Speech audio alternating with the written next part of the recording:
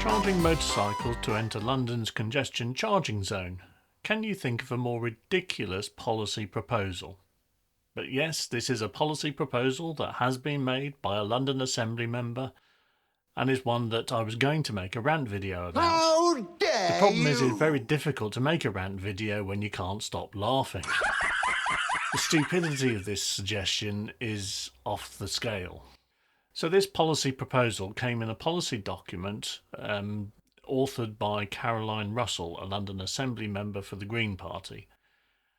Now, this 46-page document covers a large number of policy proposals, all allegedly aimed at persuading TfL to step up its activity and increase its chances of hitting its own target of reaching 0 fatalities on the road in London by 2041. Yes, that's a policy that is in place by London. It comes under the Vision Zero approach. I'm not going to get into the stupidity of that target being set for 2041, not in this video, but what we are going to look at is this specific proposal from Caroline Russell to charge motorcycles in the congestion zone as a way to hit 0 fatalities on the roads in London. So here's the Changing the Narrative document published by Caroline Russell. As you can see, I'm not making this stuff up. It genuinely is here. And here we have recommendation 3. If you look down here at this bullet point here, what it is saying is reviewing the timings for the central congestion charging zone so that it operates in the evenings, again increasing the costs and using the 𝗪𝗔 with an escalator with mitigation for small and medium enterprises and key workers to pay lower charges and to levy a higher charge for the heaviest private motor vehicles and extending charging to motorcycles. Now, first of all, there's no justification in the document for including motorcycles. We can only assume that she's considering motorcycles to be amongst the heaviest private motor vehicles on the road, which clearly is logical. We can understand that logic, I'm sure. Yes, that is me being sarcastic. But yeah, there's no actual justification in the document for why she's including motorcycles as part of this policy proposal to actually charge motorcycles in the congestion zone. So there's no logic applied to it. Now, what we do see is that she does talk about findings from some research papers. So she refers to a University of Lancaster paper in 2015, which she's got links to it, and I shall show you this paper in a second, saying that the London congestion charge resulted in meaningful reductions in traffic volumes and substantial and significant reductions in collisions and fatalities. Yes, she's absolutely right. The paper does say that. So let's just take a look at this paper from Lancaster University. Here it is. As you can see, the paper is entitled Traffic Accidents and the London Congestion Charge. But let's see what it says about motorcycles. Well, first thing of all, it points out that yes, motorcycles are exempt from the charge. It says here quite clearly the charge applies to private and commercial vehicles entering the congestion zone during the charging hours. Importantly, motorcycles, bicycles, buses and taxis are exempt. Well done, spotted the facts there. So then it goes on to say that early indications showed meaningful reductions in distances travelled within the zone. These comparisons of the year immediately before and after the charge showed, for example, that the total distance travelled by cars was reduced by an enormous 34%. At the same time, the distances travelled by, the wording is a little bit strange here, at the same time, the distances driven by bikes, motorcycles, taxis and buses all increased, resulting in a more modest overall decline in distances of 12%. So basically what that's saying is that the number of cars driving in the zone obviously reduced, the number of motorcycles and push bikes, buses and taxis increased.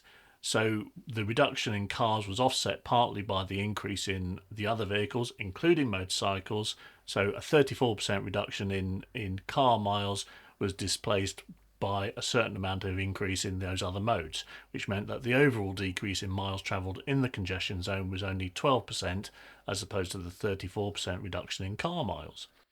But what it does point out is that nonetheless this was sufficient to reduce the time lost to congestion by nearly 30%. That's Transport for London's figures from 2005.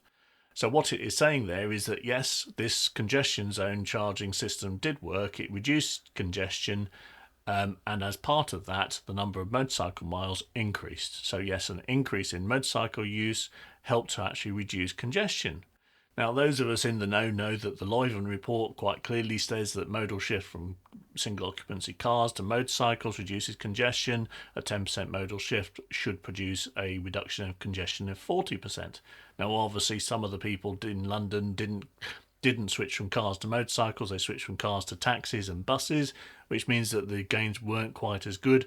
But we're still in the same ballpark, aren't we? You know, a 10% shift possibly, and a 30% decrease in congestion. So we're proving the fact that yes, motorcycles help to reduce congestion in city centres. It's a good policy, and it is one that is matched by an improvement in the safety statistics. So yes, what they're saying is that congestion reduced, the number of motorcycles uses increased, and the number of casualties decreased. It doesn't go into the specifics of what type of casualties were actually reduced, but we have got information that shows it. Because what Caroline Russell didn't point to was a report that came out from the London Assembly Transport Committee in 2004, I think it was. Here's the report. So here's the report. Yes, in February 2004, congestion charging, a first review by the London Assembly Transport Committee. So what did this report tell us? Well, if you look here at 4.19, within that report, what it says is provisional information about the number of road accidents for the first 4 months of the scheme's operation is encouraging. TfL reports a 20% reduction in personal injury accidents within the zone compared to the same period in 2002, and smaller reductions on the inner ring road and the rest of London. It is also found that a 15% reduction in the number of accidents involving motorcycles and mopeds, as well as a 17% reduction in the number of accidents involving bicycles, despite the rise in ridership within the charging zone. So there we have it, clear evidence from the London Assembly Transport Committee own report saying that motorcycle casualties reduced by 15% as a result of the congestion charging zone, despite the fact that the number of miles travelled by motorcycle had increased. So this congestion charging zone was actually a clear safety benefit for motorcycles. And what is Caroline Russell proposing? She's proposing that those motorcyclists, the most vulnerable road users on the road by quite some distance compared to all other vehicle types, including cyclists, those motorcyclists should pay for this safety benefit.